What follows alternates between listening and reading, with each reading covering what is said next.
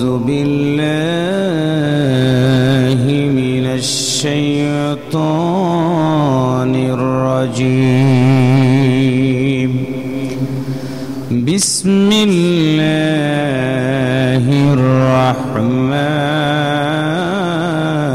الرحيم إن الذين كفروا سواء عليهم أنذرتهم أم لم تنذرهم لا يؤمنون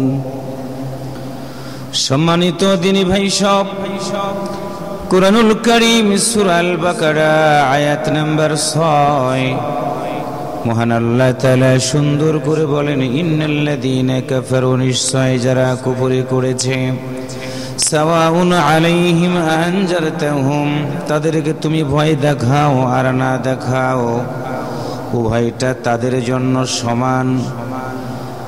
আম লাম তুনজিরহুম লা ইউমিনুন, তারা কখনো ঈমান আনবে না। কোরআনুল কারীমের মধ্য থেকে আমরা জানতে পারলাম, মুসলমানদের কাছে কোরআনের আহ্বান যখন করা হয়, মানুষগুলো কোরআনের দিকে ধাবিত হয়, কোরআনের পথে আসার জন্য তারা সিদ্ধান্ত গ্রহণ করে। আর কোরআনের যারা বিরোধিতা করে তারা হলো কাফির। কাফিরদের সম্পর্কে আল্লাহ তাআলা নিজেই বলেছেন, তাদেরকে যতই সতর্ক করা হোক না কেন, নিজেদের মন গড়া মতবাদ দিয়ে তারা জীবন চালাবে, নিজেদের ব্যক্তিগত জীবনটাকে তারা প্রাধান্য দান করবে। আল্লাহর পথে মানুষকে ডাক দিলে তারা ডাকে সাড়া দিবে না, মানুষগুলোকে সত্যের পথে আহ্বান করলে সেই দিকে তারা কখনো ভ্রুক্ষেপ করবে না। কারণটা হলো আল্লাহ সুবহানাহু ওয়া তাআলা সুন্দর করে আরেক জায়গাতে বলেছেন, রব্বানা আতিনা ফিদ দুনিয়া হাসানাতাও ওয়া ফিল আখিরাতি হাসানাতাও ওয়া কিনা আযাবান নার। রব্বুল আলামিন এইখানে সুন্দর করে বলেন, বান্দারে, দুনিয়াটা তোমরা যদি ভালো করো, আখিরাতটা আমি আল্লাহ তোমাদের জন্য সুন্দর করে দিয়ে দিব। দুনিয়াতে যারা কোরআন মানে না, ইসলাম মানে না, আল্লাহ মানে না, রসুল মানে না, ওই মানুষগুলো দুনিয়া নিয়ে ব্যস্ত হয়ে গেছে। ইসলামের কথা শুনবে তারা মানবে না, কারণ হলো ইসলামের কথা যখনই মানবে তারা দুনিয়াতে অসত্য কথা বলার কোনো সুযোগ থাকবে না, মিথ্যা কথা বলা যাবে না, চগলখুরি করা যাবে না, ডাকাতি করা যাবে না, দুনিয়ার মোহে তাদেরকে জীবন চালানো যাবে না। কারণটা হলো দুনিয়ার জীবনের পরে আখিরাতের জীবন অনেক লম্বা টাইম, সেই জীবনে তাদেরকে হিসাবের পাল্লাটা যদি হালকা হয়ে যায় জান্নাতে যেতে পারবে না, আর হিসাবের পাল্লাটা যদি ভারী হয় আল্লাহর জান্নাতের মেহমান তারা হয়ে যাবে। যার কারণে আজকে ইসলাম বিরোধী লোকেরা একত্রিত হয়ে গিয়ে মুসলমানদেরকে পাখির মতো হত্যা করে। ফিলিস্তিনের গাজার মুসলমানদেরকে ইহুদি খ্রিস্টানেরা নির্বিচারে হত্যা করে। আমেরিকার প্রত্যক্ষ মদদের কারণে ইসরায়েলের প্রেসিডেন্ট বেঞ্জামিন নেতানিয়াহু বাইতুল আকসাকে ভাঙার জন্য ষড়যন্ত্র করছে। তারা হাসপাতালে হামলা করে, রাস্তাঘাটে হামলা করে, মানুষেরা যেখানে খাবার পায় না, খাবার গ্রহণ করার জন্য যখন লাইনে দাঁড়ায়, ইসরায়েলের হানাদার বাহিনীরা তাদেরকে মারার জন্য তারা ষড়যন্ত্র করে। মুসলমানেরা জীবন দেয়। আল্লাহ তাআলা মুসলমানদের মৃত্যু সম্পর্কে সুন্দর করে বলেছেন, ওয়ালা তাকুলু লিমান ইয়াকতালু ফি সাবিলিল্লাহি আমওয়াত বাল আহইয়াউ ওয়ালাকিন লা তাশউরুন।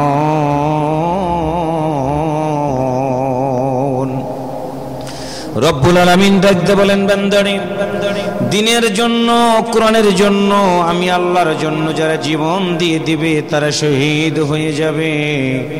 পৃথিবীর সব মানুষ বলবে তারা মরে গেছে, আল্লাহ বলবেন না, তারা মরে যায় নাই, বরং তারা জীবিত। আল্লাহর পক্ষ থেকে তারা রিজিক পায়। সম্মানিত দিনী ভাই সব, ফিলিস্তিনের মুসলমানেরা জীবন দিয়ে বাতিলের কাছে মাথা নত তারা করলো না। সন্তান মাকে হারিয়ে ফেলেছে, মা সন্তানটাকে হারিয়ে ফেলে পত্রিকার ভিতরে দেখলাম মৃত সন্তানটাকে কোলের ভিতরে নিয়ে মা চোখের পানি ছেড়ে দিয়ে, ঝরনার মতো চোখের পানি ছেড়ে দিয়ে কাঁদতেছে। সাংবাদিকরা প্রশ্ন করে, মা কাঁদছো তুমি, তোমার বুকে এটা কি?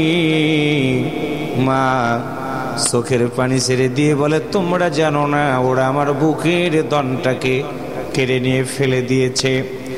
রক্তমাখা সন্তানটাকে আমি মা বুকের সাথে জড়িয়ে দড়িয়ে রেখে দিয়েছি, কারণ হলো কিয়ামতের ময়দানে আমি একজন শহীদের মা হিসাবে আল্লাহর দরবারে উঠতে চাই। মাকে বলা হলো, মা বলো তো, তোমার সন্তান মারা যাওয়ার কারণে তোমার ব্যথা কেমন লেগেছে?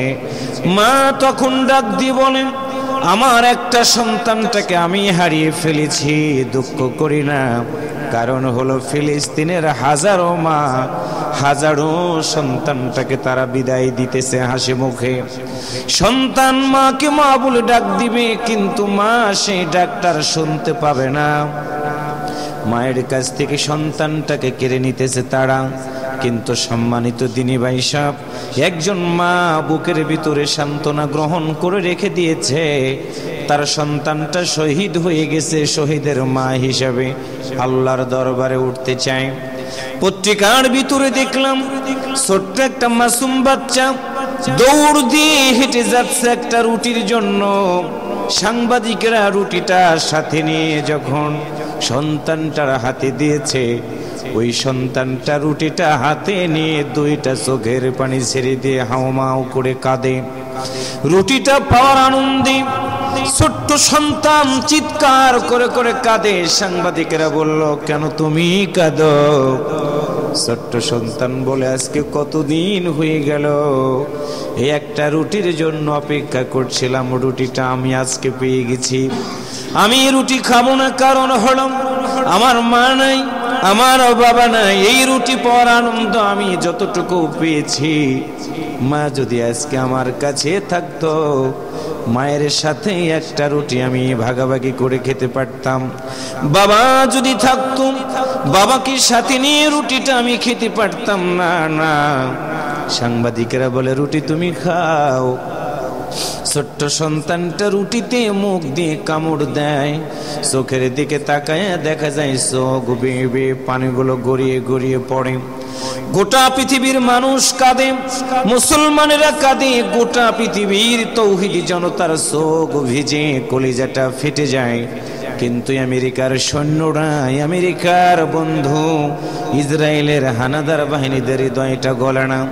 সম্মানিত দিনী ভাই সব, একটা কথা শুধু আপনাদেরকে জানিয়ে দিতে চাই, ফিলিস্তিনের মুসলমানদের রক্তটা ওই জমিনে পড়েছে।